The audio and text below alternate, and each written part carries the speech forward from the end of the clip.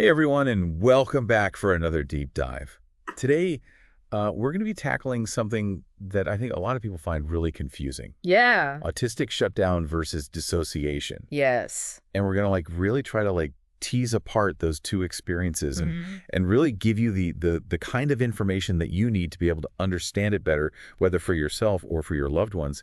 And we're going to be using a piece from Cheap ABA. Mm-hmm. And they're really good at taking these complex topics and making them very clear and accessible. Yeah, they do a fantastic job of breaking this down because it's such a critical distinction to make. Right. Both of these can seem really similar from the outside, Absolutely. but knowing the difference is like having the right map, to navigate those moments effectively. Totally. So let's just get oriented from the very beginning. Okay.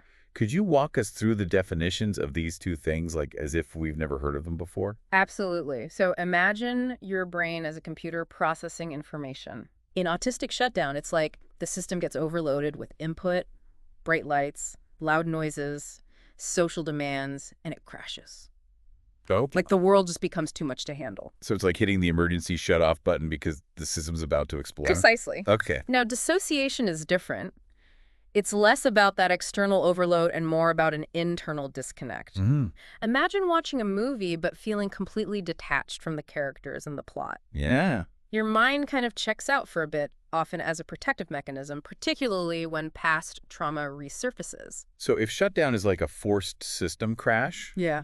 dissociation is more like the brain strategically going offline to protect itself. That's a really good way to put it. Okay. And this difference is key to understanding not only what someone's experiencing, but also what kind of support they might need. Okay, this is already making me rethink some past experiences and trying to figure out if it was shutdown or dissociation going on. Like, for example, my niece sometimes gets overwhelmed in really busy places. Yeah. But before we dive into specific situations, Yeah. what are some of the telltale signs Yeah. that actually differentiate the two? What should we be looking out for? Oh, it can be tricky. Yeah. Like you're trying to decipher a secret code sometimes with shutdown. Because it is that system overload, the outward signs are often about simplification. Okay. Think of a computer going into safe mode. Right. Someone might become nonverbal, almost frozen. You might see repetitive movements like rocking or hand flapping. Right.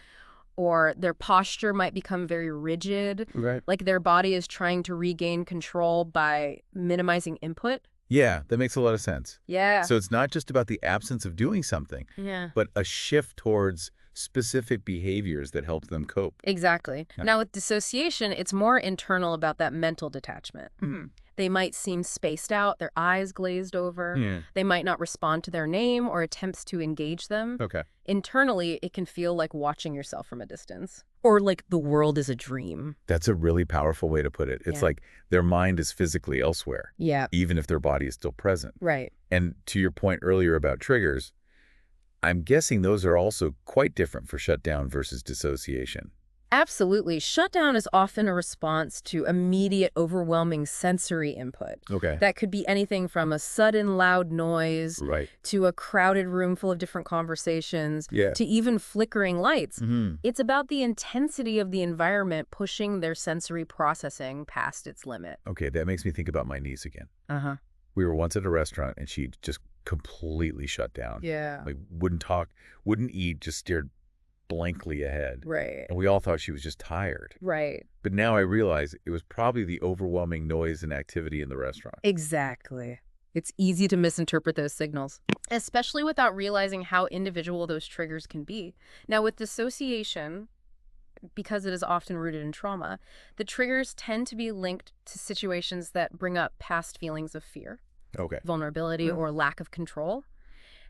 These might not be as immediately obvious to someone observing as they relate to the individual's unique experiences. So it's not just about the external environment, but also how that environment interacts with their internal landscape, their Yes. personal history. Precisely. Okay. And all of this impacts how we support someone not just in the moment, but also in the aftermath of a shutdown or dissociation. You're right. The after effects are often overlooked. Yeah. What are some key differences there? Well, imagine running a marathon. Okay. That exhaustion, that need to just collapse, that's what someone might feel after a shutdown. Hmm. They might need quiet, reduced sensory input, a very gentle and understanding approach. It's about letting them recover and recharge. So it's like their battery's been completely drained Yeah. and needs time to power back up. Exactly. Dissociation is a bit different because it involves that disconnect from oneself, and reality coming out of it can be disorienting, Right. even confusing. Someone might have trouble remembering what happened, Well, feel foggy or out of sorts. wow. They might need reassurance grounding techniques, and above all, a safe space to reconnect with themselves. It sounds like two completely different recovery processes, Yes. each requiring a tailored approach.